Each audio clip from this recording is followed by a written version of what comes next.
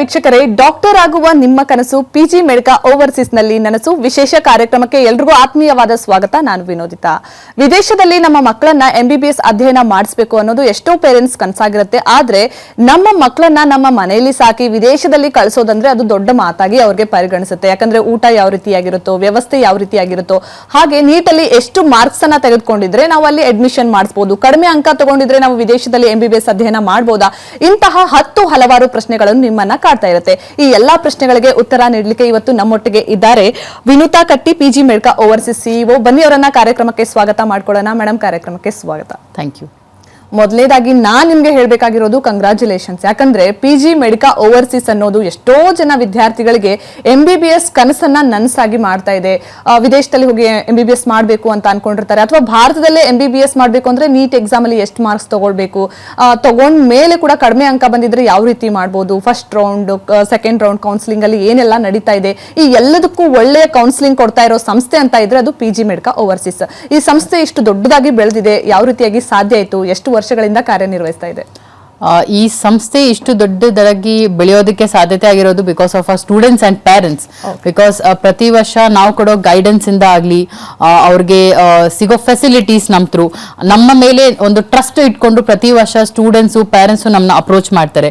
ಮತ್ತೆ ನಮ್ಮ ಥ್ರೂ ಹೋಗಿರೋ ಸ್ಟೂಡೆಂಟ್ಸ್ ಆಗ್ಲಿ ಪೇರೆಂಟ್ಸ್ ಆಗ್ಲಿ ಅವರ ಮನೆಯಲ್ಲಿ ಬೇರೆ ಯಾರಾದ್ರೂ ನೋಡ್ತಿದ್ರೆ ಅವರು ರೆಫರ್ ಮಾಡೋದೇ ಫಸ್ಟ್ ಥಾಟ್ ಬರೋದು ಅವ್ರಿಗೆ ಪಿಜಿ ಮೆಡಿಕಾ ಅಂತ. ಸೊ ಇಫ್ ನಾವಿಷ್ಟು ದೊಡ್ಡದಾಗಿ ಬೆಳೆದಿದ್ದೇವೆ ಇವಾಗ ಅನ್ನೋದಂದ್ರೆ definitely it is because of our students and parents and of course for all the opportunities what we have given them. ಖಂಡಿತ ಮ್ಯಾಮ್. ಅದೇ ರೀತಿ ಈಗ ಸೆಕೆಂಡ್ ರೌಂಡ್ ಕೌನ್ಸಿಲಿಂಗ್ ನಡೀತಾ ಇದೆ ನೀಟ್ ಎಕ್ಸಾಮ್ದು, ಅದಕ್ಕೆ ಸ್ಟೂಡೆಂಟ್ಸ್ ವೇಟಿಂಗ್ ಮಾಡ್ತಾ ಇದ್ದಾರೆ. ಸೊ ಅಂಥವ್ರು ಈಗ ಇಂಡಿಯಾದಲ್ಲಿ ಸೀಟ್ ಸಿಗದೆ ಇದ್ರೆ ಅಬ್ರಾಡ್ಗೆ ಏನಾದರೂ ಅವರು MBBSಗೆ ಅಡ್ಮಿಷನ್ಗೆ ಏನಾದರೂ ಪ್ರೊಸೆಸ್ ಯಾವ ರೀತಿ ಇರುತ್ತೆ ಅಂತ? ಅದು ಇವಾಗ already first round of counselling ಆಗಿದೆ ಕರ್ನಾಟಕ ಅಲ್ಲಿ, ಇಂಡಿಯಾ ಅಲ್ಲಿ ಕೂಡ. ಅಂಡ್ ಎಷ್ಟೊಂದು ಸ್ಟೇಟ್ಸ್ಗಳಲ್ಲಿ ಇಂಡಿಯಾ ಅಲ್ಲಿ ಸೆಕೆಂಡ್ ರೌಂಡ್ ರಿಸಲ್ಟ್ ಕೂಡ ಬಂದಿದೆ. ಅಂಡ್ ಇವತ್ತು ಸೆಕೆಂಡ್ ರೌಂಡ್ ರಿಸಲ್ಟ್ ಕರ್ನಾಟಕ ಅಲ್ಲಿ ಅನೌನ್ಸ್ ಆಗ್ತಾ ಇದೆ. ಸೊ ಆಲ್ರೆಡಿ ಎಷ್ಟೊಂದು ಜನ ಸ್ಟೂಡೆಂಟ್ಸ್ಗೆ ಗೊತ್ತಿದೆ ಎಷ್ಟು ಕಟ್ ಆಫ್ ಜಾಸ್ತಿ ಹೋಗಿದೆ ಈ ವರ್ಷ ಅನ್ನೋದು. So of course first preference MBBS ಕೊಡಿ. ಸ್ವಲ್ಪ ಜನ ಇವಾಗ 500 517 ಬಂದಿದೆ. KE ಥ್ರೂ ಅಲಾಟ್ಮೆಂಟ್ ಆಗಿಲ್ಲ. ಡೀಮ್ಡ್ ಯೂನಿವರ್ಸಿಟಿ ನೋಡ್ತಾ ಇದ್ದೀರಾ ಅಂದ್ರೆ ನಿಮ್ಗೆ ಬಜೆಟ್ ಮಿನಿಮಮ್ 10,95,000 ಇಂದ ಶುರು ಆಗ್ತಿರೋದ್ರಿಂದ ಫೀಸು ಅದು ಎಲ್ಲಾ ಪೇರೆಂಟ್ಸ್ಗೆ ಅಫೋರ್ಡ್ ಮಾಡೋದಕ್ಕೆ ಆಗೋದಿಲ್ಲ. ಸೊ ಅಷ್ಟು ಹೈ ಬಜೆಟ್ ಇದ್ದಾಗ ಏನಾಗುತ್ತೆ, ಅವರು ಡ್ರಾಪ್ ಮಾಡಿ ನೆಕ್ಸ್ಟ್ ಇಯರ್ ಟ್ರೈ ಮಾಡೋಣ ಅಂತ ನೋಡ್ತಾರೆ. ಇಲ್ಲ ಸೆಕೆಂಡ್ ಥಾಟ್ ಅವ್ರ ವಿಚಾರ ಮಾಡೋದು BDS ಅಥವಾ BAMS BHMS course, AYUSH courses ಯಾವ್ದಾದ್ರು ಕಮ್ಮಿ ಬಜೆಟ್ ಅಥವಾ ಫ್ರೀ ಸೀಟಲ್ಲಿ ಆಗ್ತಾ ಇದ್ರೆ they can go ahead. So currently ನೀವು ನೋಡೋದಾದ್ರೆ ಇವಾಗ ಫಸ್ಟ್ ರೌಂಡ್ ಆಫ್ ಕೌನ್ಸಿಲಿಂಗ್ ಆಗೋಗಿದೆ ಕರ್ನಾಟಕ ಅಲ್ಲಿ. ಫಸ್ಟ್ ರೌಂಡ್ ಕೌನ್ಸಿಲಿಂಗ್ ಮುಗಿದು second round counselling result wait ಮಾಡ್ತಾ ಇದ್ದಾರೆ. ಇವತ್ತು second round counselling result announce ಆಗ್ತಾ ಇದೆ ಕರ್ನಾಟಕದು. ಸೊ ಆಲ್ರೆಡಿ ಪೇರೆಂಟ್ಸ್ಗೂ ಗೊತ್ತಿದೆ ಕಟ್ ಆಫ್ ತುಂಬಾ ಜಾಸ್ತಿ ಹೋಗಿದೆ. 517 520 ಬಂದಿದ್ರು ಜನರಲ್ ಮೆರಿಟ್ ಇಂದ ಇದ್ದಾರೆ ಅಂದ್ರೆ ಅವ್ರಿಗೆ KE ಥ್ರೂ ಅಲಾಟ್ಮೆಂಟ್ ಸಿಗೋದಿಲ್ಲ. ಏನಕ್ಕಂದ್ರೆ ಕಟ್ ಆಫ್ ಹೈ ಇರೋದ್ರಿಂದ ನೀವು ಡೀಮ್ಡ್ ಯೂನಿವರ್ಸಿಟಿ ಥ್ರೂನೇ ನಿಮಗೆ ಸೀಟ್ಸ್ ಆಗುತ್ತೆ. ಅಂಡ್ ಮಿನಿಮಮ್ ಫೀಸ್ ನೀವು ನೋಡ್ತೀರಾ ಅನ್ನೋದಾದ್ರೆ it is around 10 lakh to 11 lakh per annum ಬರ್ತಾ ಇದೆ. 10 ರಿಂದ 11 ಲಕ್ಷ ವರ್ಷಕ್ಕೆ ಕಾಲೇಜ್ ಫೀಸ್ ಇರೋದ್ರಿಂದ ಅದು ಎಲ್ಲರಿಗೂ ಅಫೋರ್ಡ್ ಮಾಡೋದಕ್ಕೆ ಆಗೋದಿಲ್ಲ. ಸೊ ಮಿಡಲ್ ಕ್ಲಾಸ್ ಸ್ಟೂಡೆಂಟ್ಸ್ ಯಾರು ಒಂದು ಡಾಕ್ಟರ್ ಆಗ್ಬೇಕು ಅಂತ ಕನಸು ಕಾಣ್ತಾ ಇದ್ದಾರೆ ಅವ್ರಿಗೆ ಇಷ್ಟು 50 ಲಕ್ಷ 60 ಲಕ್ಷ ಅಂದ್ರೆ ಅದು ತುಂಬಾ ಹೆಚ್ಚಿನ ಮಾತಾಗುತ್ತೆ. ಸೊ ಅವಾಗ ಅವ್ರು ಏನ್ ಅನ್ಕೊಂತಾರೆ, MBBS ಇಲ್ಲ, ಅಟ್ಲೀಸ್ಟ್ BDS ಅಥವಾ BHMS ಆಯುಷ್ ಕೋರ್ಸಸ್ ಯಾವುದೇ ನಮ್ಗೆ ಗವರ್ಮೆಂಟ್ ಸೀಟಲ್ಲಿ ಆಗ್ತಾ ಇದೆ ಅಥವಾ ಫ್ರೀ ಸೀಟಲ್ಲಿ ಆಗ್ತಾ ಇದೆ ಅಂದ್ರೆ ಅದನ್ನ ನೋಡೋಣ ಅಂತ ವಿಚಾರ ಮಾಡ್ತಾರೆ. ಬಟ್ ಅದಕ್ಕೂ ನೀವು ನೋಡೋದಾದ್ರೆ ಮಿನಿಮಮ್ ಫೀಸ್ ಇವಾಗ KE ಥ್ರೂ ನಿಮಗಾದ್ರೆ 2 ರಿಂದ 2.5 ಲಕ್ಷವರೆಗೂ ನಿಮ್ದು ಕಾಲೇಜ್ ಫೀಸ್ ಬರುತ್ತೆ. ಇದರಲ್ಲಿ ನಾನು ನಿಮ್ಗೆ ಹಾಸ್ಟೆಲ್ದಾಯ್ತು, ನಿಮ್ಮ ಅಕಾಮಿಡೇಷನ್, ಊಟದ್ದು, ಟೆಕ್ಸ್ಟ್ ಬುಕ್ಸ್ ಯಾವ್ದು ನಾವು ಮಾತಾಡ್ತಾ ಇಲ್ಲ. ಬರೀ KE ಥ್ರೂ ನಿಮ್ಗೆ ಹೋದ್ರು ಮಿನಿಮಮ್ ಖರ್ಚು ನಿಮ್ಗೆ 2 ರಿಂದ 2.5 ಲಕ್ಷವರೆಗೂ ಕಾಲೇಜ್ ಫೀಸ್ ಬಂದೇ ಬರುತ್ತೆ. ಸೊ ಆ 2 ರಿಂದ 2.5 ಲಕ್ಷ ಅಂದ್ರೆ ನಿಮ್ಗೆ 15 ರಿಂದ 18 ಲಕ್ಷ ಬೇಕಾಗುತ್ತೆ ನೀವೊಂದು BDS ಅಥವಾ ಆಯುಷ್ ಕೋರ್ಸಸ್ ಮಾಡ್ತೀರಾ ಅಂದ್ರೆ.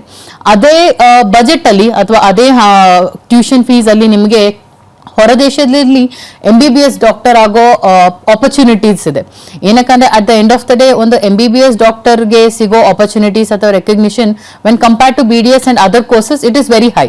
ಸೊ ನಾವೇನ್ ರೆಕಮೆಂಡ್ ಮಾಡ್ತೀವಿ, ನೀವು MBBS ಓದ್ಬೇಕು ಅಂತ ಇದ್ದಾಗ ಇಲ್ಲಿ ಫೀಸ್ ಕಟ್ಟಕ್ಕಾಗ್ದಿರ ಕನಸನ್ನ ಬಿಡೋ ಬದಲು ಹೊರದೇಶದಲ್ಲಿ ಅಷ್ಟೇ ಕಮ್ಮಿ ಬಜೆಟ್ ಅಲ್ಲಿ ಅಥವಾ ನಿಮಗೆ ಅನುಕೂಲ ಆಗುವಷ್ಟೇ ಬಜೆಟ್ ಅಲ್ಲಿ ಆಗುವಂತ ಕಾಲೇಜಸ್ ಕೂಡ ಇದೆ. ಸೊ ಡೆಫಿನೆಟ್ಲಿ ನೀವೇನಿದೆ ಹೊರದೇಶಕ್ಕೆ ಅಪ್ಲೈ ಮಾಡೋದಕ್ಕೆ ಆಪರ್ಚುನಿಟೀಸ್ ನೋಡಿ, ಅದಕ್ಕೆ ಏನ್ ಗೈಡೆನ್ಸ್ ಬೇಕು, ನಿಮ್ಮ ಬಜೆಟ್ ಅನುಕೂಲವಾಗಿ ಯಾವುದು ಬೆಸ್ಟ್ ಕಾಲೇಜಸ್ ಆಗುತ್ತೆ, ಟಾಪ್ ಕಾಲೇಜಸ್ ಹೇಗಿದೆ, ಅಲ್ಲಿ ಎಜುಕೇಶನ್ ಸಿಸ್ಟಮ್ ಹೇಗಿರುತ್ತೆ ಅನ್ನೋದನ್ನ ನಾವು ತಿಳಿಸ್ಕೊಡ್ತೀವಿ. ಓಕೆ ಮ್ಯಾಮ್, ಅದೇ ರೀತಿ ಈಗ ಸೆಕೆಂಡ್ ರೌಂಡ್ ಕೌನ್ಸಿಲಿಂಗ್ ರಿಸಲ್ಟ್ ಬಂದಿದೆ. ಮಕ್ಕಳಿಗೆ ಯಾವೆಲ್ಲ ಆಪ್ಷನ್ಸ್ ಇದೆ? ಅಬ್ರಾಡ್ ಅಲ್ಲಿ ಅಡ್ಮಿಷನ್ಸ್ ಮಾಡಿಸೋದಾದ್ರೆ ಯಾವ ರೀತಿಯಾಗಿರುತ್ತೆ? ಅವರು ಯಾವ ರೀತಿಯಾಗಿ ಸೆಕೆಂಡ್ ರೌಂಡ್ ರಿಸಲ್ಟ್ ಮೇಲೆ ಡಿಪೆಂಡ್ ಆಗ್ಬೇಕಾಗತ್ತಾ, ಅಥವಾ ಅದನ್ನೇ ನಂಬಿ ಇರ್ಬೇಕಾ, ಅಥವಾ ಅದರಲ್ಲಿ ಹೆಚ್ಚು ಕಡಿಮೆ ಮಾರ್ಕ್ಸ್ ಆದ್ರೂ ಕೂಡ ಅಬ್ರಾಡ್ ಅಲ್ಲಿ ಅವ್ರಿಗೆ ಅಡ್ಮಿಷನ್ ಸಿಗುತ್ತಾ? ಮೊದಲನೇದಾಗಿ ನಾವು ಇವಾಗ ಮಾರ್ಕ್ಸ್ ಅಂತ ನೋಡೋದಾದ್ರೆ ಆಸ್ ಪರ್ NMC ಏನ್ ಹೇಳುತ್ತೆ, ನೀವು ಮಿನಿಮಮ್ ನಿಮ್ದು ನೀಟ್ ಅನ್ನೋದನ್ನ ಕ್ವಾಲಿಫೈ ಆಗಿರ್ಬೇಕು. ಸೊ ನೀವು ನೀಟ್ ಕ್ವಾಲಿಫೈ ಆಗಿದ್ದೀರಾ ಅಂದ್ರೆ you are eligible to apply for foreign university. ಅದೇ ನೀವು ಕರ್ನಾಟಕ ಅಲ್ಲಿ KEA ಥ್ರೂ ನೀವು ಸೀಟ್ಸ್ ನೋಡ್ತೀರಾ ಅನ್ನೋದಾದ್ರೆ ಕಟ್ ಆಫ್ ಲೈಕ್ 720 ಮಾರ್ಕ್ಸ್ಗೆ ನಿಮ್ಗೆ ಒಳ್ಳೆ ಮಾರ್ಕ್ಸ್ 600 ಮೇಲೆ ಬಂದಿತ್ತು ಅಂದ್ರೆ ನಿಮ್ಗೆ ಫ್ರೀ ಸೀಟ್ ಆಗುತ್ತೆ. 500ಕ್ಕಿಂತ ಹೆಚ್ಚು ಬಂದಿತ್ತು ಅಂದ್ರೆ ಡಿಪೆಂಡಿಂಗ್ ಆನ್ ದ ಕ್ಯಾಟಗರಿ ನಿಮ್ದು KEA ಥ್ರೂ ಅಲಾಟ್ಮೆಂಟ್ ಸಿಗ್ಬೋದು, ಇಲ್ಲ ಅಂದ್ರೆ ಡೀಮ್ಡ್ ಯೂನಿವರ್ಸಿಟಿ ಥ್ರೂ ಅಲಾಟ್ಮೆಂಟ್ ಸಿಗುತ್ತೆ. ಸೊ ನೀವು ಏನು ಕ್ವಾಲಿಫೈಯಿಂಗ್ ಮಾರ್ಕ್ಸ್ ಇದೆ 137 ಅಂಡ್ ಅಬೌವ್ ತಗೊಂಡಿದ್ದೀರಾ ಅಂದ್ರೆ 100% ನಿಮ್ಗೆ ಎಲಿಜಿಬಿಲಿಟಿ ಇದೆ ಹೊರದೇಶಕ್ಕೆ ಅಪ್ಲೈ ಮಾಡೋದಕ್ಕೆ. ಇದು ಮೊದಲನೇದಾಗಿ. ಎರಡನೇದು ಬಂದು ನಿಮ್ದು as per NMC, not what PG Medica saying. If U C as per NMC ಏನಿದೆ, ನಿಮ್ದು ಸೆಕೆಂಡ್ PUC ಪರ್ಸೆಂಟೇಜ್ ಏನು ಮಿನಿಮಮ್ 50% ಅಂಡ್ ಅಬೌವ್ ಬಂದಿರಬೇಕು. ನಿಮ್ದು ಆಸ್ ಪರ್ ನೀವು ಜನರಲ್ ಮೆರಿಟ್ ಅಲ್ಲಿ ಬರೋದಾದ್ರೆ 50% ಮೇಲೆ ಇತ್ತು ಅಂದ್ರೆ ಯು ಆರ್ ಎಲಿಜಿಬಲ್. ಅದೇ ನಿಮ್ದು ಏನಾದ್ರು ರಿಸರ್ವೇಶನ್ ಇದ್ದು ನಿಮ್ಮ ಹತ್ರ ಸರ್ಟಿಫಿಕೇಟ್ ಇದೆ SC ST ಅಥವಾ OBC ಇತ್ತು ಅಂದ್ರೆ ನಿಮ್ಗೆ 5% ವರೆಗೂ ರಿಲ್ಯಾಕ್ಸೇಷನ್ ಇದೆ. ಸೊ 45% ವರೆಗೂ ಇದೆ ನಿಮ್ದು ಸೆಕೆಂಡ್ PUC ಇಲ್ಲಿ ಅಂದ್ರೆ you are eligible to apply for the foreign university. And third thing, of course ನಿಮ್ದು ಏಜ್ ಲಿಮಿಟ್ ಏನಿದೆ, ನಿಮ್ದು 17 ಇಯರ್ಸ್ ಕಂಪ್ಲೀಟ್ ಆಗಿದ್ರೆ you have the eligibility to apply. So ಇದಿಷ್ಟು ಇತ್ತು NMC ರೂಲ್ಸ್ ಪ್ರಕಾರ. ಅಂದ್ರೆ ನೀವು ಹೇಗೆ ಕರ್ನಾಟಕ ಅಲ್ಲಿ ಅಪ್ಲೈ ಮಾಡೋದಕ್ಕೆ ಎಲಿಜಿಬಿಲಿಟಿ ಪಡ್ಕೊಂಡಿದ್ದೀರೋ ಅದೇ ತರ ನೀವು ಹೊರದೇಶಕ್ಕೆ ಕೂಡ ಅಪ್ಲೈ ಮಾಡಬಹುದು. ಮೂರನೇದಾಗಿ ನೀವು ನೋಡೋದಾದ್ರೆ ಇವಾಗ ಸೀಟ್ ರೇಷಿಯೋ ಹೇಗಿದೆ ಅಂದ್ರೆ, ಇರೋದು 90,000 ಸೀಟ್ ಇರೋದ್ರಲ್ಲಿ ಆಲ್ರೆಡಿ ಈ ವರ್ಷ 11 ಲಕ್ಷ ಜನ ಕ್ವಾಲಿಫೈ ಆಗಿದ್ದಾರೆ. ಕಾಂಪಿಟೇಷನ್ ಜಾಸ್ತಿ ಇದೆ. ಆಲ್ರೆಡಿ ಫಸ್ಟ್ ರೌಂಡ್ ಅಲ್ಲಿ ನಿಮಗೂ ಒಂದು ಐಡಿಯಾ ಸಿಕ್ಕಿದೆ ಎಷ್ಟವರೆಗೂ ಕಟ್ ಆಫ್ ಹೋಗ್ತಾ ಇದೆ ಪ್ರತಿ ಕಾಲೇಜಸ್ ಅಲ್ಲಿ, ಅಂಡ್ ಎಷ್ಟೊಂದು ಸೀಟ್ಸ್ ಆಲ್ರೆಡಿ ಫಿಲ್ ಆಗಿದೆ ಕರ್ನಾಟಕ ಅಲ್ಲಿ ಕೂಡ. ಸೊ ಸೆಕೆಂಡ್ ರೌಂಡ್ ಕೌನ್ಸಿಲಿಂಗ್ ನೋಡ್ತಿರೋರು ನಾನಿಲ್ಲ ಮಾಪಪ್ ರೌಂಡ್ ವರ್ಗೂ ವೇಟ್ ಮಾಡ್ತೀನಿ ಸೀಟ್ ಸಿಗ್ಬೋದು ಅನ್ನೋದಕ್ಕಿಂತ ಆಲ್ರೆಡಿ ಇವಾಗ ಹೊರದೇಶದಲ್ಲಿ ಅಡ್ಮಿಷನ್ಸ್ ಕೂಡ ಕ್ಲೋಸ್ ಆಗಕ್ಕೆ ಬಂದಿದೆ. ಸೊ ನೀವು ಹೊರದೇಶದಲ್ಲಿ ಯಾವ್ದಾದ್ರು ಬೆಸ್ಟ್ ಯೂನಿವರ್ಸಿಟಿನ ಸೆಲೆಕ್ಟ್ ಮಾಡ್ಕೊಳ್ಳೋದು ಉತ್ತಮ ಆಗುತ್ತೆ. ಏನಕ್ಕಂದ್ರೆ ಇಲ್ಲಿ ನೀವು ಸೆಕೆಂಡ್ ರೌಂಡ್ ಮುಗ್ದು ಥರ್ಡ್ ರೌಂಡ್ ಆಗುತ್ತೆ. ಅದಾಗಿದ್ಮೇಲೆ ನೀವು ಮಾಪಪ್ ರೌಂಡ್ ವರ್ಗೂ ಕಾಯ್ದು ಆಮೇಲೆ ನಾನು ಹೊರದೇಶದಲ್ಲಿ ನೋಡ್ತೀನಿ ಅಂದ್ರೆ ಅಲ್ಲಿ ನಿಮ್ಗೆ ಯೂನಿವರ್ಸಿಟೀಸು ಅವೈಲೇಬಲ್ ಇರೋದಿಲ್ಲ. ಏನಕ್ಕಂದ್ರೆ ಆಲ್ರೆಡಿ ಟಾಪ್ ಯೂನಿವರ್ಸಿಟಿಗಳೇನಿದೆ, ನೀವು ರಷ್ಯಾ ತಗೊಳ್ಳಿ, ಜಾರ್ಜಿಯಾ ತಗೊಳ್ಳಿ, ಮಾಸ್ಕೋ ಯೂನಿವರ್ಸಿಟಿ, ಸೆಂಟ್ ಪೀಟರ್ಸ್ಬರ್ಗ್ ಆಯ್ತು, ಕಜಾನ್ ಫೆಡರಲ್ ಯೂನಿವರ್ಸಿಟಿ, ಇದೆಲ್ಲ ಟಾಪ್ ಯೂನಿವರ್ಸಿಟಿಗಳಲ್ಲಿ ಅಪ್ಲಿಕೇಶನ್ಸ್ ಆಲ್ರೆಡಿ ಕ್ಲೋಸ್ ಆಗಿದೆ. Bashkir state university one of the most demanded ಇದೆ ಕರ್ನಾಟಕ ಸ್ಟೂಡೆಂಟ್ಸ್ ಮಧ್ಯೆ. ಸೊ ಅಲ್ಲಿ ಹೆಚ್ಚಾಗಿ ಕರ್ನಾಟಕ ಸ್ಟೂಡೆಂಟ್ಸ್ ಹೋಗಿ ಓದ್ತಾರೆ, ಏನಕ್ಕಂದ್ರೆ ಅವ್ರದ್ದು ಫೆಸಿಲಿಟೀಸ್ ಕೂಡ ಚೆನ್ನಾಗಿದೆ. ಬಟ್ ಇದೆಲ್ಲ ಕಾಲೇಜಸ್ ಏನಿದೆ ಆಲ್ರೆಡಿ ಅಡ್ಮಿಷನ್ಸ್ ಕ್ಲೋಸ್ ಆಗಿ ನಮ್ಮ ಥ್ರೂ ಅಡ್ಮಿಷನ್ ತಗೊಂಡಿರೋ ಮಕ್ಕಳದು ಡಾಕ್ಯುಮೆಂಟೇಶನ್ ಪ್ರಾಸೆಸ್ ಮತ್ತೆ ಇನ್ವಿಟೇಷನ್ ಲೆಟರು ಪ್ರಾಸೆಸ್ ಅಲ್ಲಿ ನಡೀತಾ ಇದೆ. ಸೊ ಇವಾಗ ಯಾರು ಸ್ಟೂಡೆಂಟ್ಸ್ ಕರ್ನಾಟಕ ನೋಡೋಣ ಅದಾಗಿದ್ಮೇಲೆ ಹೊರದೇಶಕ್ಕೆ ಪ್ರಯತ್ನ ಪಡೋಣ ಅನ್ಕೊಂತಾ ಇದ್ದೀರಾ ಅಂದ್ರೆ this is the right time. ನೀವು ಫಸ್ಟ್ ಹೊರದೇಶದಲ್ಲಿ ಯಾವ್ದು ಆಪ್ಷನ್ ಇದೆ, ಏನಿಲ್ಲ ನಿಮ್ದು ಫಸ್ಟ್ ಯೂನಿವರ್ಸಿಟಿ ಸೆಲೆಕ್ಟ್ ಮಾಡ್ಕೊಳ್ಳಿ, ಬೇಸಿಕ್ ಅಪ್ಲಿಕೇಶನ್ ಫೀ ಪೇ ಮಾಡ್ಕೊಂಡು ನಿಮ್ದೊಂದು ಸೀಟ್ ರಿಸರ್ವ್ ಮಾಡ್ಕೊಳ್ಳಿ. ನಿಮ್ಗೆ ಅಲ್ಲಿ ಸೀಟ್ ರಿಸರ್ವ್ ಆಯ್ತು ಅಂದ್ರೆ ಬೆಸ್ಟ್ ಕಾಲೇಜ್ ಆಪ್ಷನ್ ನಿಮ್ಗೆ ಇದ್ದೇ ಇರುತ್ತೆ. ಆಮೇಲೆ ನಿಮ್ಗೆ ಕರ್ನಾಟಕ ಅಲ್ಲಿ ಆಗಿಲ್ಲ ಅಂದ್ರೂ ಅಲ್ಲಿ ನಿಮ್ಗೊಂದು ಯೂನಿವರ್ಸಿಟಿ ಇರುತ್ತೆ ನಿಮ್ಗೆ ಆಪ್ಷನ್ ಅನ್ನೋದು ನಮ್ದೊಂದು ಸಜೆಷನ್ ಆಗುತ್ತೆ. ಓಕೆ, ಅದೇ ರೀತಿ ಈಗ ಮಕ್ಕಳು ಅಬ್ರಾಡ್ ಅಲ್ಲಿ ಎಜುಕೇಶನ್ ಮಾಡ್ಬೇಕು ಅಂತ ಇಷ್ಟಪಟ್ರೆ ಪೇಮೆಂಟ್ ಆಪ್ಷನ್ ಕೂಡ ಯಾವ ರೀತಿಯಾಗಿರುತ್ತೆ ಅಂತ ಅವ್ರಿಗೆ ಯೋಚನೆ ಆಗಿರುತ್ತೆ. ಒಂದೇ ಸಾರಿಗೆ ಎಲ್ಲವನ್ನು ಕಟ್ಬೇಕಂದ್ರೆ ಮಿಡಲ್ ಕ್ಲಾಸ್ ಫ್ಯಾಮಿಲಿ ಅವ್ರಿಗೆ ಅದು ಕಷ್ಟ ಆಗುತ್ತೆ. ಸೊ ಇನ್ಸ್ಟಾಲ್ಮೆಂಟ್ ಮೇಲೆ ಪೇಮೆಂಟ್ ಆಪ್ಷನ್ ಇರುತ್ತಾ ಅಂತ? ಡೆಫಿನೆಟ್ಲಿ PG Medica ಥ್ರೂ ಬರೋ ಸ್ಟೂಡೆಂಟ್ಸ್ಗೆ ನಾವೇನಿದೆ ನಿಮ್ದು ಏನ್ ಪೇಮೆಂಟ್ ನಾವು ಕೊಡ್ತಾ ಇದೀವಿ, ನಿಮ್ ಬಜೆಟ್ ಇವಾಗ 18 ಲಕ್ಷ ಇರಲಿ 20 ಲಕ್ಷ ಇರಲಿ, ನೀವು ಯಾವ್ದನ್ನು ಒಂದೇ ಸಲ ಕಟ್ಟೋದು ಬರೋದಿಲ್ಲ. ಅದನ್ನ ನೀವು ಇಯರ್ಲಿ ಕಟ್ಕೊಂಡು ಹೋಗ್ಬೋದು. ವರ್ಷಕ್ಕೆ ನಿಮ್ಗೆ ಇವಾಗ for example college fees 2.5 lakh ಇದೆ ಅಂದ್ರೆ ಅದನ್ನ ನೀವು 1.25 ಲಕ್ಷ ಅಂತ 2 ಕಂತಲ್ಲಿ ಸೆಮಿಸ್ಟರ್ ವೈಸ್ ಅಲ್ಲಿ ಕಟ್ಕೊಂಡು ಹೋಗ್ಬೋದು. ಒಂದು ಸೆಮಿಸ್ಟರ್ ನಿಮ್ಗೆ 6 ಮಂತ್ಸ್ ವರೆಗೂ ಬರುತ್ತೆ. ಸೊ ಎವ್ರಿ 6 ಮಂತ್ಸ್ 6 ತಿಂಗಳಿಗೆ ಒಂದ್ಸಲ ನೀವು 1.25 ಲಕ್ಷ ಅಂತ ಕಾಲೇಜ್ ಫೀಸ್ ನ 2 ಕಂತಲ್ಲಿ 6 ವರ್ಷ ಕೂಡ ಕಂತಲ್ಲೇ ಕಟ್ಕೊಂಡು ಹೋಗ್ಬೋದು. ಇನ್ನು ಹಾಸ್ಟೆಲ್ ಫೀಸ್ ನೀವು ಒಂದೇ ಸಲ ಪೇ ಮಾಡ್ಕೋಬಹುದು. ಏನಕ್ಕಂದ್ರೆ ಹಾಸ್ಟೆಲ್ ಫೀಸ್ ವೆರಿ ಮಿನಿಮಲ್ ಇರುತ್ತೆ, 20 ರಿಂದ 25 ಸಾವಿರ ಬೀಳ್ಬೋದು ನಿಮ್ಗೆ ವರ್ಷಕ್ಕೆ. ಅದು ನೀವು ಒಂದೇ ಸಲ ಕಟ್ಕೊಂತೀರಾ. ಊಟದ್ದು ಕೂಡ ಏನಿದೆ ನೀವು ಮಂತ್ಲಿ ಬೇಸಿಸ್ ಅಲ್ಲಿ ಪೇಮೆಂಟ್ ಮಾಡೋ ಕೂಡ ಆಪ್ಷನ್ಸ್ ಇದೆ. ಓವರ್ ಆಲ್ ನೀವು ನೋಡ್ತೀರಾ ಅಂದ್ರೆ ಇವಾಗ 18 ರಿಂದ 20 ಲಕ್ಷ ನಿಮ್ ಬಜೆಟ್ ಇದೆ ಅಂದ್ರೆ ವರ್ಷಕ್ಕೆ ನಿಮ್ದು ಏನಾದ್ರೂ ಬಜೆಟ್ 3 ಲಕ್ಷ ಅಥವಾ 3.25 ಲಕ್ಷ 3.5 ಲಕ್ಷವರೆಗೂ ಇದೆ ಅಂದ್ರೆ 100% ನೀವು ಹೊರದೇಶದಲ್ಲಿ ಟಾಪ್ ಮೆಡಿಕಲ್ ಕಾಲೇಜಸ್ ಅಲ್ಲಿ ಓದ್ಕೊಂಡು ಬರ್ಬೋದು. ಅಂಡ್ ಪೇಮೆಂಟ್ ಏನಿದೆ ನಿಮ್ಗೆ ಇಯರ್ಲಿ ಬೇಸಿಸ್ ಅಲ್ಲೇ ಆಗುತ್ತೆ. ಓಕೆ, ಹಾಗೆ ವೀಕ್ಷಕರಿಗೆ ನಿಮ್ಗೂ ಕೂಡ ಸಾಕಷ್ಟು ಸಂದೇಹಗಳಿರುತ್ತೆ, ಯಾವ ರೀತಿಯಾಗಿ ಹೋಗೋದು, ಸೇಫ್ಟಿ ಸೆಕ್ಯೂರಿಟಿ ಎಲ್ಲ ಯಾವ ರೀತಿಯಾಗಿರುತ್ತೆ, ಮತ್ತೆ ಅಡ್ಮಿಷನ್ ಫೀಸ್ ಎಷ್ಟು ರೀತಿ ಇರುತ್ತೆ, ಇನ್ನೂ ಹೆಚ್ಚಿನ ಡೀಟೇಲ್ಸ್ ಬೇಕು ಅನ್ನೋ ಮಾಹಿತಿ ಪಡೆದುಕೊಳ್ಳಕ್ಕೆ ಇಚ್ಛಾಪಟ್ಟಿದ್ರೆ ಸ್ಕ್ರೀನ್ ಅಲ್ಲಿ ಡಿಸ್ಪ್ಲೇ ಆಗ್ತಿರುವ ನಂಬರ್ಗೆ ನೀವು ಕಾಂಟ್ಯಾಕ್ಟ್ ಮಾಡುವ ಮೂಲಕ PG ಮೆಡಿಕಾ ಓವರ್ಸೀಸ್ ನಲ್ಲಿ ನಿಮ್ಮ ಡೌಟ್ಸ್ ಕ್ಲಿಯರ್ ಮಾಡ್ಕೊಳ್ಬಹುದು. ಹಾಗೆ ಮೇಡಮ್, ನಾನಿವಾಗ ತಗೊಂಡೆ ಸೇಫ್ಟಿ ಸೆಕ್ಯೂರಿಟಿ ಅಂತ. ಈಗ ಇಂಡಿಯನ್ ಕಲ್ಚರ್ ಅಲ್ಲಿ ಬೆಳೆದಿರುವಂತಹ ಮಕ್ಕಳನ್ನ ಹೊರದೇಶಕ್ಕೆ ಕಳಿಸ್ಬೇಕು ಅಂದ್ರೆ ಮೊದಲೇದಾಗಿ ಯೋಚನೆ ಮಾಡೋದು ಸೇಫ್ಟಿ ಯಾವ ರೀತಿಯಾಗಿರುತ್ತೆ. ಯಾಕಂದ್ರೆ ಹುಡುಗರನ್ನು ಕಳಿಸ್ತಾರೆ, ಹುಡುಗಿಯರನ್ನು ಕಳಿಸ್ತಾರೆ. ಸೊ ಸೇಫ್ಟಿ ಸೆಕ್ಯೂರಿಟಿ ಚೆನ್ನಾಗಿರುತ್ತಾ ಫಾರಿನ್ ಅಲ್ಲಿ? ಡೆಫಿನೆಟ್ಲಿ ಸೇಫ್ಟಿ ಸೆಕ್ಯೂರಿಟಿ ವೈಸ್ ನೀವು ನೋಡೋದಾದ್ರೆ ಅಲ್ಲಿ ಹಾಸ್ಟೆಲ್ ಫೆಸಿಲಿಟಿಗಳಲ್ಲಿ ಎಷ್ಟೊಂದು ಕಡೆ ಕ್ಯಾಂಪಸಸ್ ಅಲ್ಲಿ ರೆಸಿಡೆನ್ಷಿಯಲ್ ಕ್ಯಾಂಪಸ್ಗಳಿದೆ. ರೆಸಿಡೆನ್ಷಿಯಲ್ ಕ್ಯಾಂಪಸ್ ಅಂದ್ರೆ ಹೇಗೆ ನಿಮಗೆ ಯೂನಿವರ್ಸಿಟಿ ಪಕ್ಕದಲ್ಲೇ ಅಥವಾ ಯೂನಿವರ್ಸಿಟಿ ಬಿಲ್ಡಿಂಗ್ ಎಲ್ಲ ಏನಿದೆ ಒಂದೇ ಕಾಂಪೌಂಡ್ ಅಲ್ಲೇ ನಿಮಗೆ ಯೂನಿವರ್ಸಿಟಿ ಜೊತೆ ಹಾಸ್ಟೆಲ್ ಫೆಸಿಲಿಟೀಸ್ ಇರುತ್ತೆ ಅಂಡ್ ನಿಮ್ಮ ಹಾಸ್ಪಿಟಲ್ ಫೆಸಿಲಿಟೀಸ್ ಕೂಡ ಇರುತ್ತೆ.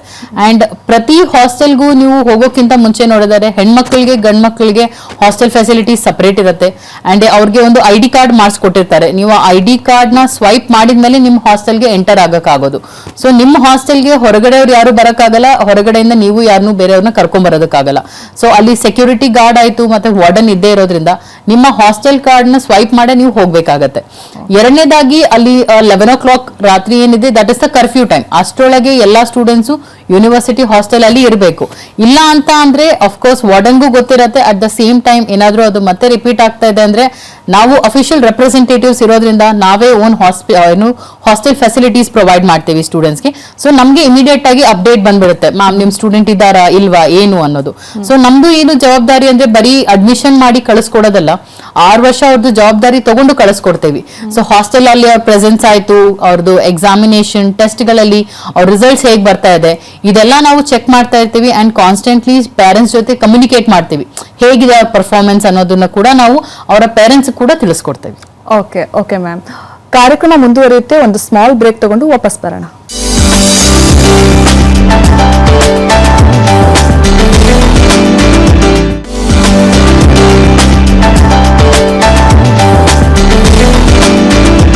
ವಿರಾಮದ ನಂತರ ಮತ್ತೆ ಸ್ವಾಗತ.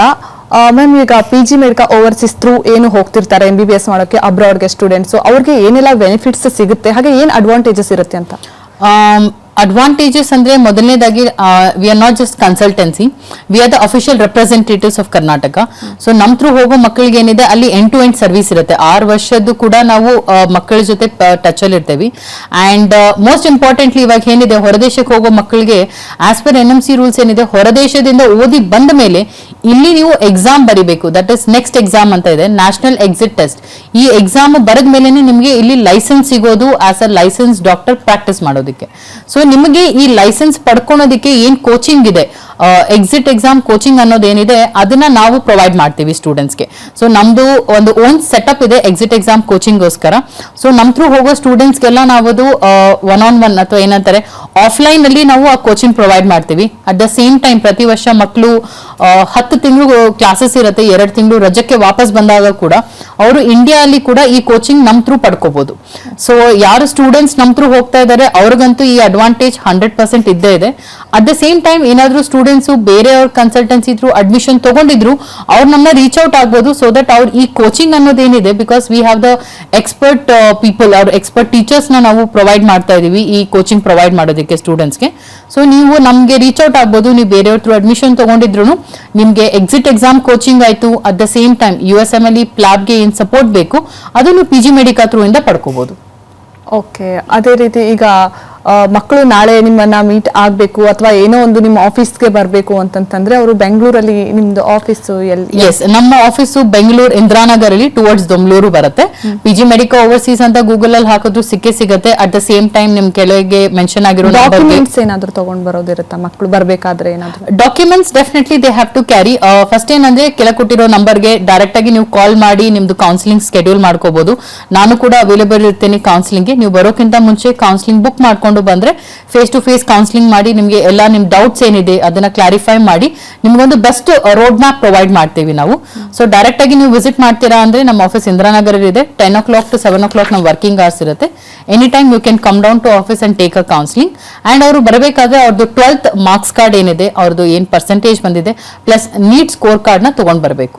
ಓಕೆ, ಈಗ ನಮ್ಮ ಕರ್ನಾಟಕದಲ್ಲಿ ಎಷ್ಟೋ ಸ್ಟೂಡೆಂಟ್ಸ್ಗೆ ಬೆಂಗಳೂರಿಂದ ನಾವು ನಮ್ಮ ಪ್ಲೇಸಿಗೆ ಹೋಗ್ಬೇಕಂದ್ರೆ ಗೊತ್ತಾಗ್ತಿರೋದಿಲ್ಲ, ಎಲ್ಲ ಟ್ರಾವೆಲಿಂಗ್ ಮಾಡೋದು ಯಾವುದೂ ಗೊತ್ತಾಗಲ್ಲ, ಪೇರೆಂಟ್ಸ್ಗೂ ಕೂಡ ಗೊತ್ತಿರೋದಿಲ್ಲ. ಇನ್ನು ಪಾಸ್ಪೋರ್ಟ್ ವೀಸಾ ಅಂದ್ರೆ ಅವರು ಹೆದರ್ಕೊಂಡ್ ಬಿಡ್ತಾರೆ ಮ್ಯಾಮ್, ನಿಜವಾಗ್ಲೂ ಹೇಳ್ಬೇಕಂತಂದ್ರೆ. ಸೊ ಆ ವಿಷಯದಲ್ಲಿ PG ಮೆಡಿಕಾ ಓವರ್ಸೀಸ್ ಹೆಲ್ಪ್ ಮಾಡುತ್ತಾ ಅಂತ? 100% ಎಸ್. ಬಿಕಾಸ್ ಎಲ್ಲರಿಗೂ ಗೊತ್ತು, ಹೊರದೇಶ ಅಂದಿದ ತಕ್ಷಣ it is not about only ಒಂದು ಯೂನಿವರ್ಸಿಟಿ ಸೆಲೆಕ್ಟ್ ಮಾಡೋದು. ಅದು ಹೇಳ್ತಾರಲ್ಲ, ಫಸ್ಟ್ ನಾವು ಡೆಸ್ಟಿನೇಷನ್ ಸೆಲೆಕ್ಟ್ ಮಾಡಿದ್ಮೇಲೆ ಜರ್ನಿ ಹೇಗೆ, ಆ ರೋಡ್ನ ಟ್ರಾವೆಲ್ ಮಾಡೋ ರೋಡ್ ಮ್ಯಾಪ್ ಪ್ರಿಪೇರ್ ಮಾಡೋದು ತುಂಬಾ ಇಂಪಾರ್ಟೆಂಟ್ ಆಗುತ್ತೆ.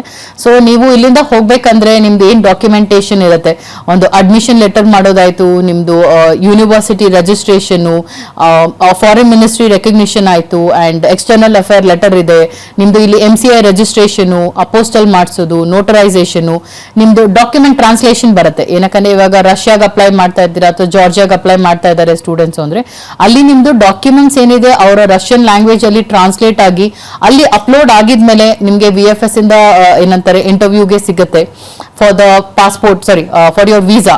So end to end process ಏನಿದೆ, ಈ ಡಾಕ್ಯುಮೆಂಟೇಶನ್ ಆಯ್ತು, ಟ್ರಾನ್ಸ್ಲೇಷನ್, ನಿಮ್ಗೆ ವೀಸಾ ಅಪಾಯಿಂಟ್ಮೆಂಟ್ ಮಾಡಿಸೋದು, ಅದಾಗಿದ್ಮೇಲೆ ನಿಮ್ಗೆ ಫ್ಲೈಟ್ ಟಿಕೆಟ್ ಬುಕ್ ಮಾಡಿಸೋದು. ಬಿಕಾಸ್ ನಮ್ ಥ್ರೂ ಹೋಗೋ ಸ್ಟೂಡೆಂಟ್ಸ್ ನಾವು ಯಾವಾಗಲೂ ಬ್ಯಾಚಸ್ ಅಲ್ಲೇ ಕಳಿಸ್ಕೊಡ್ತೀವಿ. ಸೊ ಮಿನಿಮಮ್ 15-20 ಸ್ಟೂಡೆಂಟ್ಸ್ ಬ್ಯಾಚಸ್ ಮಾಡಿ, ಅವ್ರದ್ದು ಗ್ರೂಪ್ಸ್ ಮಾಡಿ, ಅವ್ರ ಫ್ಲೈಟ್ ಟಿಕೆಟ್ಸ್ ಬುಕ್ ಮಾಡಿ, then we will send them abroad.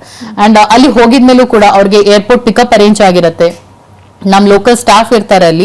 So ಅಲ್ಲಿ ಬಂದು ಅವ್ರ ಏರ್ಪೋರ್ಟ್ ಪಿಕಪ್ ಮಾಡ್ಕೊಂಡು ಅವ್ರನ್ನ ಯೂನಿವರ್ಸಿಟಿ ಹಾಸ್ಟೆಲ್ ಅಲ್ಲಿ ಕರ್ಕೊಂಡು ಹೋಗಿ ಸೆಟಲ್ ಡೌನ್ ಮಾಡಿ, ನೆಕ್ಸ್ಟ್ ಡೇ ಅವ್ರದ್ದು ಏನು ಯೂನಿವರ್ಸಿಟಿಯಲ್ಲಿ ಕೂಡ ಹೋಗಿದ್ಮೇಲೆ ಎಷ್ಟೊಂದು ಪ್ರಾಸೆಸ್ ಇರುತ್ತೆ, ಅಲ್ಲಿ ರಿಜಿಸ್ಟ್ರೇಷನ್ ಮತ್ತೆ ವೀಸಾ ಎಕ್ಸ್ಟೆನ್ಷನ್ ಆಯ್ತು, ಮೆಡಿಕಲ್ ಇನ್ಶೂರೆನ್ಸ್ ಮಾಡಿಸೋದು, ರಿನ್ಯೂವಲ್, ಇದೆಲ್ಲಾ ಪ್ರಾಸೆಸ್ ಇರುತ್ತೆ.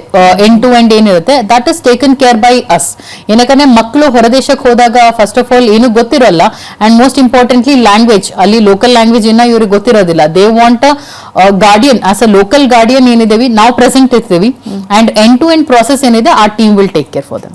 ಓಕೆ, ಅದೇ ರೀತಿ ಈಗ ಎಜುಕೇಶನ್ ಕ್ವಾಲಿಟಿ ಇದನ್ನ ಕೊಡಿಸ್ತಾ ಇದೀವಿ, ಮಕ್ಕಳಿಗನ್ನೋ ಖುಷಿ ಇರುತ್ತೆ. ಒಂದೆಡೆ ಅವ್ರಿಗೆ ಅಯ್ಯೋ ಮನೆ ಊಟ ಮಿಸ್ ಮಾಡ್ಕೊಳ್ತಾರೆ, ಇಂಡಿಯನ್ ಸ್ಟೈಲ್ ಊಟ ಸಿಗುತ್ತೋ ಇಲ್ವೋ ಅಂತ ಅದೊಂಚೂರು ಕಾಡ್ತಾ ಇರುತ್ತೆ. ನಮ್ಮ ಇಂಡಿಯನ್ ಸ್ಟೈಲ್ಗೆ ಒಂದೋ ತರ ಫುಡ್ ಸಿಗುತ್ತಾ ಅಲ್ಲಿ ಅಂತ? ಮೊದಲನೇದಾಗಿ ಏನ್ ಹೇಳ್ತೀನಿ ಅಂದ್ರೆ, ಅಮ್ಮನ ಕೈ ಅಡುಗೆ ಏನಿದೆ ಅದು ಎಲ್ಲೂ ಸಿಗೋದಿಲ್ಲ. ಇಲ್ಲೇ ನಿಮ್ಗೆ ಇಂಡಿಯಾಲಿದ್ರು ಹೊರಗಡೆ ನಿಮ್ಗೆ ಅದೇ ತರ ಊಟ ಸಿಗೋದಿಲ್ಲ. ಬಟ್ ಹೊರದೇಶದಲ್ಲಿ ಆದಷ್ಟು ಏನು ನಿಮ್ಗೆ ಇಂಡಿಯನ್ ಫುಡ್ ಇದೆ, ಲೈಕ್ ನಾರ್ಮಲ್ ಆಗಿ ಯಾರಾದ್ರೂ ರೋಟಿ, ಚಪಾತೀಸ್, ಕರಿ, ರೈಸ್, ಈ ಎಲ್ಲಾ ಫುಡ್ ನಿಮ್ಗೆ ಅಲ್ಲಿ ಇಂಡಿಯನ್ ಮೆಸ್ ಸೆಟಪ್ ಆಲ್ರೆಡಿ ಇರೋದ್ರಿಂದ ಈಸಿಲಿ ನಿಮ್ಗೆ ಇಂಡಿಯನ್ ಫುಡ್ ಅವೈಲಬಲ್ ಇರುತ್ತೆ. ಬಟ್ ಎಸ್, ಮಕ್ಕಳು ಅಲ್ಲಿ ಕುಕಿಂಗ್ ಆಪ್ಷನ್ಸ್ ಇದೆ, ಒಂದಾ ಮೆಸ್ ಅಲ್ಲಿ ನೀವು ಊಟ ಮಾಡ್ಕೋಬಹುದು, ಇಲ್ಲ ಅಂತ ಅಂದ್ರೆ ಸೆಲ್ಫ್ ಕುಕಿಂಗ್ ಆಪ್ಷನ್ಸ್ ಕೂಡ ಇರುತ್ತೆ. ಅಲ್ಲಿ ಶೇರ್ಡ್ ಕಿಚನ್ಸ್ ಇರುತ್ತೆ, ಗ್ಯಾಸ್ ಫೆಸಿಲಿಟಿ ಇರುತ್ತೆ. ಸೊ ಮಕ್ಕಳು ಯಾರಿಗೆ ಕುಕಿಂಗ್ ಬರುತ್ತೆ ಅಥವಾ ನನಗೆ ಮೆಸ್ ಊಟ ಅಷ್ಟೊಂದು ಅಡ್ಜಸ್ಟ್ ಆಗ್ತಾ ಇಲ್ಲ, ನಾನೇ ನಾನು ಕುಕಿಂಗ್ ಮಾಡ್ಕೊಂತೀನಿ ಅಂದ್ರೆ ವೆಲ್ ಅಂಡ್ ಗುಡ್, ನೀವು ಸೆಲ್ಫ್ ಕುಕಿಂಗ್ ಕೂಡ ಮಾಡ್ಕೋಬಹುದು. ಇಲ್ಲ ಇಂಡಿಯನ್ ಮೆಸ್ ಈಸಿಲಿ ಅವೈಲೇಬಲ್ ಇದೆ. ಏನೇನು ಅವ್ರಿಗೆ ಬೇಸಿಕ್ ಸ್ಪೈಸಸ್ ಎಲ್ಲ ಏನಿದೆ ಅದು ನಾರ್ಮಲಿ ಹೊರದೇಶದಲ್ಲಿ ಎಲ್ಲೂ ಸಿಗೋದಿಲ್ಲ. ಸೊ ಅದ್ರದ್ದು ಲಿಸ್ಟ್ ಕೂಡ ನಾವು ಸ್ಟೂಡೆಂಟ್ಸ್ ಪ್ರೊವೈಡ್ ಮಾಡ್ತೀವಿ. ಹೋಗೋಕ್ಕಿಂತ ಮುಂಚೆ ಅವ್ರು ಏನಿದೆ ಆ ಫುಡ್ ಐಟಮ್ಸ್ ಏನು ಅಲ್ಲಿ ಅವೈಲೇಬಲ್ ಇಲ್ಲ ಅದನ್ನ ಅವ್ರು ಇಲ್ಲಿಂದ ಕ್ಯಾರಿ ಮಾಡ್ಕೋಬಹುದು. ಬಟ್ ಓವರ್ ಆಲ್ ನೀವು ನೋಡ್ತೀರಾ ಅಂದ್ರೆ ಫುಡ್ಗೆ ಏನು ತೊಂದರೆ ಇಲ್ಲ, ಆರಾಮಾಗಿ ಮಕ್ಕಳಿಗೆ ಹೆಲ್ದಿ ಮೀಲ್ಸ್ ಏನಿದೆ ನಾವು ಪ್ರೊವೈಡ್ ಮಾಡ್ತೀವಿ. ಮೆಸ್ಸಲ್ಲಿ 3 meals a day ಸಿಗುತ್ತೆ. ಆರಾಮಾಗಿ ಅವರು ಊಟದ ಚಿಂತೆ ಬಿಟ್ಟು ಹೋಗ್ಬೋದು ಹೊರದೇಶಕ್ಕೆ. ಏನಕ್ಕಂದ್ರೆ ಕ್ವಾಲಿಟಿ ಆಫ್ ದ ಎಜುಕೇಶನ್ ಅನ್ನೋದೇನಿದೆ ತುಂಬಾ ಚೆನ್ನಾಗಿದೆ. ಹಾಗೆ ಈಗ ಸೆಕೆಂಡ್ ರೌಂಡ್ ಕೌನ್ಸಿಲಿಂಗ್ ರಿಸಲ್ಟ್ ಬಂದಿದೆ. MBBS ಮಾಡಬೇಕು ಅಂತ ಡೆಡ್ ಲೈನ್ ಅಲ್ಲಿ ಇರುವಂತಹ ಸ್ಟೂಡೆಂಟ್ಸ್ ಈಗ ಕನ್ಫ್ಯೂಷನ್ ಅಲ್ಲಿ ಇರ್ತಾರೆ. ಕಡಿಮೆ ಅಂಕ ಬಂದಿದೆ, ನಾನು MBBS ಕಂಟಿನ್ಯೂ ಮಾಡ್ಲಾ ಅಥವಾ ಮುಂದಿನ ವರ್ಷ ಮತ್ತೆ ನೀಟ್ ಟ್ರೈ ಮಾಡ್ಲಾ ಅಂತ ಯೋಚನೆ ಮಾಡ್ತಿರ್ತಾರೆ. ಅಂತವ್ರಿಗೆ PG ಮೆಡಿಕಾ ಓವರ್ಸೀಸ್ ಇಂದ ಕೊನೆಯದಾಗಿ ಏನ್ ಹೇಳಕ್ ಇಷ್ಟಪಡ್ತೀರಾ? ಸೊ ಯಾರಿವಾಗ ಸೆಕೆಂಡ್ ರೌಂಡ್ ಕೌನ್ಸಿಲಿಂಗ್ ಕಾಯ್ತಾ ಇದ್ದಾರೆ, ಮೊದಲನೇದಾಗಿ ನಿಮ್ದು ಸ್ಕೋರ್ ಏನಾದ್ರೂ 450 or 500 ಮೇಲಿದೆ ಅಂದ್ರೆ ಡೆಫಿನೆಟ್ಲಿ ವೇಟ್ ಮಾಡಿ, ಅಥವಾ ಸೆಕೆಂಡ್ ಅಥವಾ ಥರ್ಡ್ ರೌಂಡ್ ವರ್ಗೂ ಕೂಡ ನೀವು ವೇಟ್ ಮಾಡ್ಬೋದು. 500 ಅಥವಾ 520 ಮೇಲಿದೆ ಅಂತ. ಅದಕ್ಕಿಂತ ಕಮ್ಮಿ ಇದೆ ಅನ್ನೋದಾದ್ರೆ ನೀವು ಡೆಫಿನೆಟ್ಲಿ ಮುಂದಿನ ವರ್ಷ ಟ್ರೈ ಮಾಡ್ತೀರಾ ಅಂದ್ರೂ ಕಾಂಪಿಟೇಷನ್ ಅಂತೂ ಕಮ್ಮಿ ಆಗೋದಿಲ್ಲ. ಏನಕ್ಕಂದ್ರೆ ಈ ವರ್ಷ ನೀವು ಆಲ್ರೆಡಿ ನೋಡಿದ್ದೀರಾ KA ಥ್ರೂ ಸೀಟ್ಸ್ ಅಥವಾ ಅಲಾಟ್ಮೆಂಟ್ ಸಿಗೋ ಚಾನ್ಸಸ್ ತುಂಬಾ ಕಮ್ಮಿ ಇರೋದ್ರಿಂದ ನಿಮ್ಗೆ ಬಜೆಟ್ ಅಟ್ಲೀಸ್ಟ್ ನಿಮ್ ಬಜೆಟ್ ಏನಾದ್ರು 10 lakhs per annum ಅಥವಾ 15 lakhs per annum ಇದೆ ಅಂದ್ರೂ it is challenging to get the seat through KA. ನೀವು ಡೀಮ್ಡ್ ಯೂನಿವರ್ಸಿಟಿ ಬಜೆಟ್ ಇಟ್ಕೊಂಡಿದ್ದೀರಾ ಅಂದ್ರೆ ನಾವೇನ್ ಸಜೆಸ್ಟ್ ಮಾಡ್ತೀವಿ, ಇಲ್ಲಿ ನೀವು ಯಾವುದೋ ಒಂದು ಪ್ರೈವೇಟ್ ಸೀಟ್ ತಗೊಂಡು ವರ್ಷಕ್ಕೆ 15 to 20 ಲಕ್ಷ ಕೊಟ್ಟು ಓದೋ ಬದಲು ಅದೇ ನೀವು ಹೊರದೇಶದಲ್ಲಿ ಟಾಪ್ ಯೂನಿವರ್ಸಿಟಿಗಳಾದಂತ ನಿಮ್ಗೆ ಮಣಿಪಾಲ್ ಯೂನಿವರ್ಸಿಟೀಸ್ ಇದೆ ಅಂಡ್ ಇಂಟರ್ನ್ಯಾಷನಲಿ ರೆಕಗ್ನೈಸ್ಡ್ ಯೂನಿವರ್ಸಿಟೀಸ್ ಇದೆ, ಅದೇ ಬಜೆಟ್ ಅಲ್ಲಿ ನಿಮ್ಗೆ ಅಥವಾ ಅದಕ್ಕಿಂತ ಕಮ್ಮಿ ಬಜೆಟ್ ಅಲ್ಲಿ ಇಂಟರ್ನ್ಯಾಷನಲ್ ಯೂನಿವರ್ಸಿಟಿಯಲ್ಲಿ ಓದಬಹುದು. At the end of the day ನೀವು ಯೂನಿವರ್ಸಿಟಿ ಪ್ರಿಫರೆನ್ಸ್ ತುಂಬಾ ಇಂಪಾರ್ಟೆಂಟ್ ಆಗುತ್ತೆ. ಅದು ಕರ್ನಾಟಕ ಅಲ್ಲೇ ಇರಲಿ ಅಥವಾ ಹೊರದೇಶದಲ್ಲೇ ಇರಲಿ, ಒಳ್ಳೆ ಯೂನಿವರ್ಸಿಟಿಯಲ್ಲಿ ನಿಮಗೆ ಎಜುಕೇಶನ್ ಸಿಕ್ತು, ನಾಲೆಜ್ ಸಿಕ್ತು ಅಂದ್ರೆ ಒಳ್ಳೆ ಎಕ್ಸ್ಪೀರಿಯನ್ಸ್ ಬರುತ್ತೆ. ಸೊ ಯೂನಿವರ್ಸಿಟಿ ಮೇಲೆ ನಿಮ್ದು ಫೋಕಸ್ ಇರಲಿ. ಅಂಡ್ ನಂದು ಅಷ್ಟೊಂದು ಬಜೆಟ್ ಇಲ್ಲ ಮ್ಯಾಮ್, ಅದಕ್ಕೆ ನಾನು BDS ಅಥವಾ ಆಯುಷ್ ಕೋರ್ಸಸ್ ನೋಡ್ತೇನೆ ಅನ್ನೋರು, ನಿಮಗೆ BDS ಆಯುಷ್ ಕೋರ್ಸಸ್ ಮಾಡಕ್ಕಂದ್ರೂ ಮಿನಿಮಮ್ ನಿಮಗೆ 10 ರಿಂದ 15 ಲಕ್ಷ ಖರ್ಚು ಬಂದೇ ಬರುತ್ತೆ. ಅದೇ ಬಜೆಟ್ ಅಲ್ಲಿ ನಿಮಗೆ ಮತ್ತೆ ಹೊರದೇಶದಲ್ಲಿ ನೀವು ನೋಡಿದ್ರೆ MBBS ಡಾಕ್ಟರ್ ಆಗಿ ನೀವು ಬಂದು ಇಂಡಿಯಾಲಿ ಪ್ರಾಕ್ಟೀಸ್ ಮಾಡ್ಬೋದು. ಸೊ ಡೆಫಿನೆಟ್ಲಿ ನಿಮ್ದು ಏನೇ ಬಜೆಟ್ ಇದ್ರೂ ನಾಟ್ ಅ ಪ್ರಾಬ್ಲಮ್. ನಿಮ್ ಕನ್ಸ್ ಏನಾದ್ರೂ MBBS ಮಾಡಬೇಕು, ನಾನು MBBS ಡಾಕ್ಟರ್ ಆಗ್ಬೇಕು ಅಂತ ಇದ್ದೀರಾ ಅಂದ್ರೆ PG ಮೆಡಿಕಾಗೆ ಒಂದು ಕಾಲ್ ಮಾಡಿ, ನಿಮ್ದು ಏನೇ ಡೌಟ್ಸ್ ಇದ್ರೂ ಅದನ್ನ ಡಿಸ್ಕಸ್ ಮಾಡಿ. ಹೇಗೆ ನೀವು ಪ್ಲಾನ್ ಮಾಡ್ತಾ ಇದ್ದೀರಾ, ಅಥವಾ ನಿಮ್ಗೆ ನಿಮ್ಮ ಬಜೆಟ್ ಪ್ರಕಾರ, ನಿಮ್ಮ ಸ್ಕೋರ್ ಪ್ರಕಾರ ಡ್ರಾಪ್ ತಗೋಬೇಕಾ, ಅಥವಾ ಬೇರೆ ಕೋರ್ಸ್ ನೋಡ್ಬೇಕಾ, ಅಥವಾ ಹೊರದೇಶಕ್ಕೆ ನೋಡ್ಬೇಕಾ, ಏನೇ ಇದ್ರೂ ನಾವು ನಿಮ್ಗೆ ತಿಳಿಸ್ಕೊಡ್ತೀವಿ. ಒಂದು ಕಾಲ್ ಮಾಡಿ, ಒಂದು ಸಜೆಷನ್ ತಗೊಳ್ಳಿ. ಸಜೆಷನ್ ತಗೊಂಡು ಆಮೇಲೆ ನೀವು ಮುಂದುವರಿರಿ. ಇಲ್ಲ ಮ್ಯಾಮ್ ನಾನು ಹೆಂಗೆ ಆದ್ರೂ ಆಮೇಲೆ ಅಬ್ರಾಡ್ ನೋಡ್ತೇನೆ ಅನ್ನೋದಾದ್ರೆ definitely this is the right time. ಏನಕ್ಕಂದ್ರೆ 85% ಆಫ್ ದ ಯೂನಿವರ್ಸಿಟೀಸ್ ಏನಿದೆ ಟಾಪ್ ಕಂಟ್ರಿಗಳಲ್ಲಿ ಆಲ್ರೆಡಿ ಕ್ಲೋಸ್ ಆಗಿದೆ. ಅಂಡ್ ಇವಾಗ ಅಕ್ಟೋಬರ್ ಇಂದ ಕ್ಲಾಸಸ್ ಶುರು ಆಗ್ತಾ ಇದೆ. ನಮ್ ಥ್ರೂ ಆಲ್ರೆಡಿ ಎನ್ರೋಲ್ಡ್ ಆಗಿರೋ ಸ್ಟೂಡೆಂಟ್ಸ್ ಎಲ್ಲ ಇನ್ವಿಟೇಷನ್ ಮತ್ತೆ ವೀಸಾ ಪ್ರಾಸೆಸಿಂಗ್ ಅಲ್ಲಿದೆ. ಸೊ ನೀವು ಕೂಡ ಇದೇ ಬ್ಯಾಚ್ಗೆ ಸೇರ್ಕೊಂಡು ಬೈ ಅಕ್ಟೋಬರ್ ಕ್ಲಾಸಸ್ ಶುರು ಮಾಡಬೇಕು ಅಂತ ಇದ್ದೀರಾ ಅಂದ್ರೆ make sure you reaches out on this number immediately, so that ಯಾವ ಅವೈಲೇಬಲ್ ಕಾಲೇಜಸ್ ಇದೆ ಅದರಲ್ಲಿ ಬೆಸ್ಟ್ ಆಪ್ಷನ್ಸ್ ಏನಿದೆ ನಾವು ನಿಮಗೆ ಮಾಡ್ಕೊಡ್ತೀವಿ. ಓಕೆ ಮ್ಯಾಮ್, ಇದುವರೆಗೂ PG ಮೆಡಿಕಾ ಓವರ್ಸೀಸ್ ಬಗ್ಗೆ ಸಂಪೂರ್ಣವಾದ ಮಾಹಿತಿಯನ್ನ ಕೊಟ್ಟಿದ್ದೀರಾ. ಎಷ್ಟೋ ಜನ ಸ್ಟೂಡೆಂಟ್ಸ್ಗೆ ಡಾಕ್ಟರ್ ಆಗಬೇಕು ಅಂತ ಕನಸಿರುತ್ತೆ, ಅದರಲ್ಲೂ ಫಾರಿನ್ ಅಲ್ಲಿ ಸ್ಟಡಿ ಮಾಡಬೇಕು ಅಂತ ಇರುತ್ತೆ, ಆದ್ರೆ ಅದು ನನ್ಸಾಗ್ತಾ ಇರೋದಿಲ್ಲ. ಆ ಕನಸಿಗೆ ನನ್ಸಾಗೋದು ಯಾವ ರೀತಿ ಅಂತ ನೀವು ಸಜೆಸ್ಟ್ ಮಾಡ್ತೀರಾ? ಇನ್ನೂ ಡೌಟ್ಸ್ ಇರೋರು ಕಾಂಟ್ಯಾಕ್ಟ್ ಮಾಡ್ತಾರೆ ಸ್ಕ್ರೀನ್ ಅಲ್ಲಿ ಡಿಸ್ಪ್ಲೇ ಆಗ್ತಿರುವ ನಂಬರ್ಗೆ. Thank you so much ma'am. Thank you. ವೀಕ್ಷಕರೇ, ನಿಮ್ಮಲ್ಲೂ ಕೂಡ ಸಾಕಷ್ಟು ಸಂದೇಹಗಳಿರುತ್ತೆ. ಈಗ ಆಲ್ರೆಡಿ ಅವರು ಕೂಡ ಹೇಳಿದ್ದಾರೆ, ನಾನೊಮ್ಮೆ ಹೇಳ್ತೀನಿ, ಸ್ಕ್ರೀನ್ ಅಲ್ಲಿ ಡಿಸ್ಪ್ಲೇ ಆಗ್ತಿರುವ ಸಂಖ್ಯೆಗೆ ನೀವು ಕರೆ ಮಾಡಿ ಯಾವುದೇ ರೀತಿಯ ಡೌಟ್ಸ್ ಇದ್ರೂ ಕೂಡ ಕ್ಲಿಯರ್ ಮಾಡ್ಕೊಳ್ಳಿ.